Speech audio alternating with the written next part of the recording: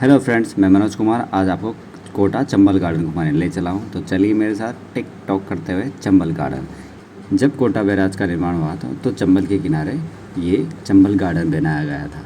पथरीली जगह थी तो यहाँ पर मिट्टी डालकर हरियाली लाने के लिए इस गार्डन को बनाया गया था। पुराना होने के कारण यहाँ कर सारे पेड़ बहुत बड़े बड़े हैं, इसलिए यहाँ धूप थोड़ी कम दिखाई देती है। हम वैसे शाम के टाइम घूमने आए थे तो थोड़ी छाँव थी, हम आराम से घूमते फिरते एक तरह से दूसरी तरफ घूमते रहते हैं। ये बहुत बड़ा गार्डन है। आप एक गैलरी से दूसरी गैलरी में जाओगे, चारों तरफ आपको पेड़ों की अलग अलग डिज़ाइन है, अलग अलग कटिंग दिखाई देगी। ये साइड कैंटीन की सुविधा है, आप कुछ खाना लेना चाहो तो ले सकते हो। पर हम लोकल लोग हैं, हम जानते हैं महंगी चीज़ होती है, तो हम यहाँ की जगह बाहर से लेना पसंद करते हैं। गार्डन में जगह जगह छोटी छोटी मूर्तियाँ बनी हुई हैं, मॉन्यूमेंट्स, जो ऐसा दर्शाती है कि जैसे नदी से कोई औरतें मछलियाँ पकड़ रही है, कोई मछलियाँ बेच रही है, अलग अलग आकृतियाँ दिखाती है। ये बीच बीच में रेलवे ट्रैक है, यहाँ पर छोटी ट्रेन चलती है, तो हम रेलवे ट्रैक पे थोड़ी सी चलने की प्रैक्टिस करते हैं। वैसे ये रेलवे ट्रैक छोटी ट्रेन के लिए, तो छोटे छोटे से इसका ट्रैक है, इसकी ट्रैक लंबाई कम है।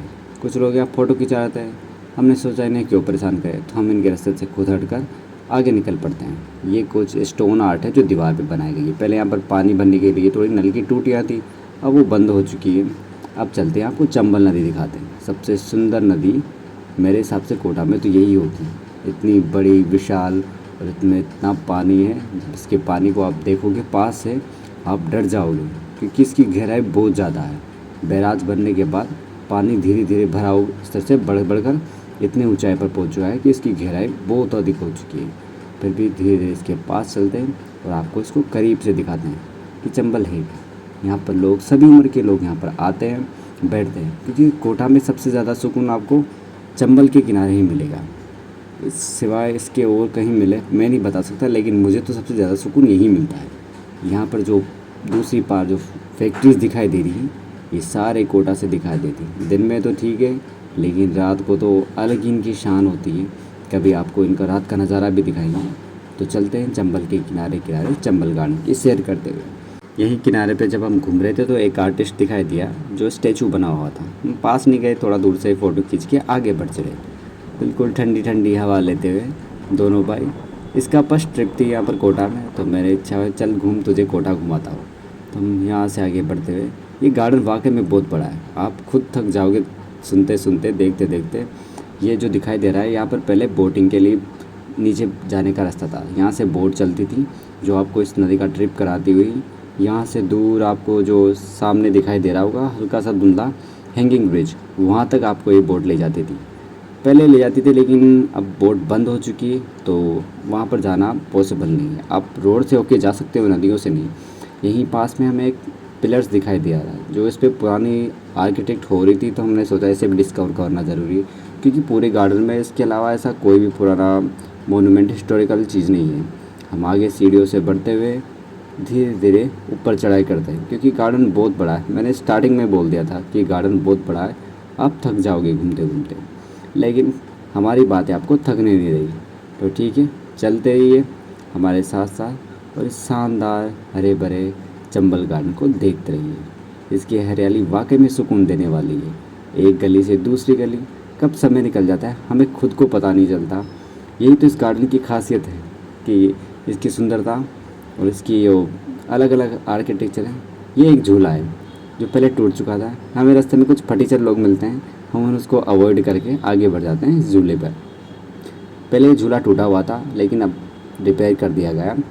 इस पे ये रेलिंग लगी हुई है, इस पे केबलों से लटका हुआ है। अब इस पे ज़्यादा लोग एक साथ नहीं जा सकते, इसलिए कम कम लोगों को एंट्री है। तो आप सिंगल 2-3 लोग एक साथ इस पे से घूम सकते हो। जब इस पे चलते हैं तो ऐसा लगता है आप जंपिंग करते हुए, स्प्रिंग रोल करते हुए चल रहे हो। तो हम इसको थोड़े देर घूमते फिरते, इसमें पहले पानी भरा होता था, पानी बंद है।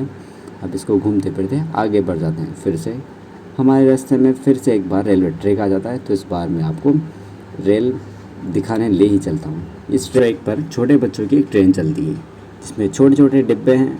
पर इसकी प्रॉब्लम ये है, जब ये पूरी भरती तभी चलती है।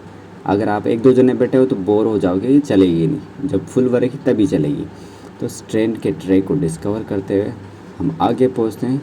हमारे सामने फिर से एक नई चीज़ आती है, वो प्ले जोन, मतलब छोटे बच्चों का एरिया, जहाँ पर डोलर चक्री, मतलब बच्चों के खेलने की जितने भी होते हैं चीज़ें, वहाँ पर हम आगे बढ़ जाते हैं उसको भी डिस्कवर करने के लिए। हमें वैसे तो वहाँ झूला दिखाई दे रहा है, चलते हैं वहाँ पर जाके ही देखते हैं कि वहाँ पर है क्या। लाइटिंग हो रही है क्योंकि शाम का टाइम है, जैसे जैसे अंधेरा हो रहा है तो लाइटिंग साउंड धीरे धीरे बढ़ता जाता है। हाँ, यहाँ पर तो एक झूला बना हुआ है बच्चों के लिए, झूला और भी बहुत सारी चीज़ें। चलो अंदर चल के ही देखते हैं। हाँ, ये टिकट काउंटर है, यहाँ पर झूले की अलग अलग चीज़ों की रेट लिखी हुई है।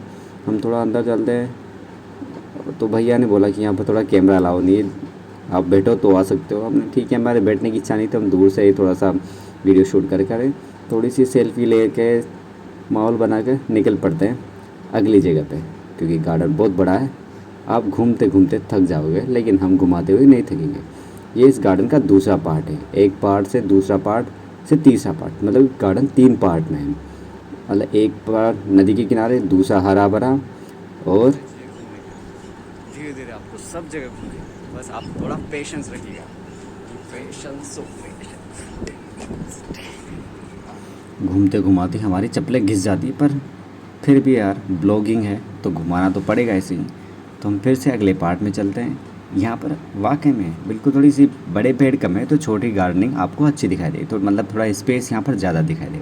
यहाँ पर मुझे एक इंटरेस्टिंग चीज़ देखी, ये है सिरिस का फूल, जो आपने शायद 10th या 11th की बुक्स में पढ़ा होगा। मैंने आज देखा तो अच्छा लगा कि ये है वो सिरिस का फूल। ये है आगे बोटनिकल गार्डन, जिसमें छोटे छोटे से अलग अलग फ्लावर वाले प्लांट हैं। धूप की वजह से थोड़े कवर किए हुए हैं, क्योंकि धूप कोटा वाले जानते हैं कितनी तेज़ होती है, अच्छी अच्छी चीज़ों को जला देते हैं। फिर ये तो प्लांट्स है, वहीं तो फायर है, जला देगा ना। तो ठीक है, फिर से चलते हैं प्ले जोन। यहाँ पर बच्चों के लिए हर मोड पर आपको अलग अलग प्ले चीज़ें मिलेगी, इसलिए मतलब बच्चे तो बोरिंग हो गए नहीं। और बड़ों के लिए तो कुछ स्पेशल है, वो मैं बोलना नहीं चाहूँगा, आप खुद यहाँ के महसूस करना, कमेंट में बताना कि यहाँ पर बड़ों के लिए है क्या। तो आगे चलते हैं, मजाक नहीं करा, सच बोल रहा हूँ, आप खुद आके यहाँ पर देखना कि बड़ों के लिए कुछ स्पेशल है। चलते हैं आगे अगले एरिया में।